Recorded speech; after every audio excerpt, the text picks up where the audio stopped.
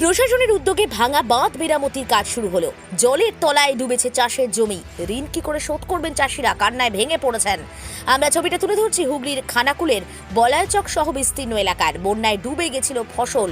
সেই বন্যা কাটিয়ে ধীরে ধীরে স্বাভাবিকভাবে ফিরছিল সবকিছু, কিন্তু ডিভিসি ছাড়া জলে শনিবার থেকে বাঁধ ভেঙে প্লাবিত আলু চাষের বিঘার পর বিঘা জমি। ধানের ঋণ শোধ করতে পারা যায়নি এখনো পর্যন্ত। পুনরায় আলু চাষের জন্য ঋণ নিয়ে চাষ করার পর এই বিপত্তি। কান্নায় ভেঙে পড়েছিলেন চাষিরা। তারা বলছিলেন, সরকার পাশে না থাকলে আত্মহত্যা ছাড়া আর কোনো রাস্তা নেই। কি করবেন তারা? তার মধ্যেই আজ থেকে শুরু হলো প্রশাসনের তরফ থেকে বাঁধ মেরামতির কাজ। এই বিষয়ে আর কি জানা যাচ্ছে, বিস্তারিত জানতে সঙ্গে রাখুন নিউজ বাংলাদেশা।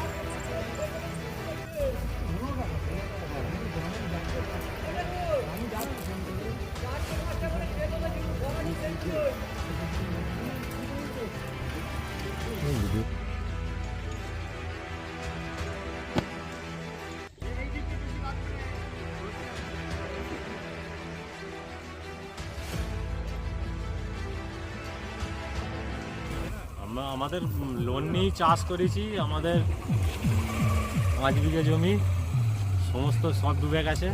আমরা আলু তুলতে পারছি না। আমরা খুবই লোকজনের যা পেয়েছি এই নিয়ে আমরা কিছু কিছু তুলছি। এখন জলে সবই জলের তলায় যে মাটি রয়ে যাবে, সম্পূর্ণ নষ্ট হয়ে যাবে সব। নিচাই নিচে ডুবে গেছে, ওই নিচেগুলো এদিক ডুবেছে, ওদিকে ডুবেছে। এই জল তো বড় জল, তো এ তো খাল থেকে হানা হয়ে ঢুকে গেছে। ডিভিসির জল, ডিভিসির বড় জল ঢুকে গেছে। হালকা বেঁধেছিল, ফুল বাঁধে না হানা। আমরা ঋণ নিয়ে চাষ করেছি। যদি না সরকার আমাদেরকে দেখে তাহলে মরতে হবে। কি করব? কোথায় পাবো আমরা? সব গরিব চাষি, এর ক্ষতিপূরণ কে দেবে? সরকার কি দিতে হবে? আমার নাম প্রশান্ত ধারা। চাষ করলাম, সব মাঠে বড় জল হচ্ছে, সব ডুবে গেল। সব ফসল তুলতে পারছি না। কি করে কি দেনা শুধবো, চিন্তায় মাথা খারাপ। এখন পরিস্থিতি সব জলের নিচেতেই সব আলু হয়ে গেছে। তোলার তো অসুবিধা খুব। আর আলু তুললে তো কিছু হবে না। ও আলু তুললে সব লাল হয়ে যাবে। লাল হয়ে গেলে ও মহাজনটা কিনবে না আলু। হ্যাঁ, 2 বিঘের মতো বন্ধক দিয়ে করা হয়েছে। জিনিস সোনা আর তোমার সমিতি থেকে দেনা নেওয়া হয়েছে। ওসব ঋণ কি করে শুনবো? এইসব পরিস্থিতির মধ্যে আছি এখন। জল তো বেড়েই চলেছে। জল আপনার হানা দিয়ে তো বেড়েই যাচ্ছে। তো জল কমছে না।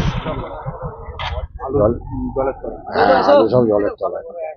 কি করে তো নামবে? 1 কোমর করে জল, 1 বুক, কোনো জায়গায় 1 গলা জল। সে কি করে নামা যাবে জল?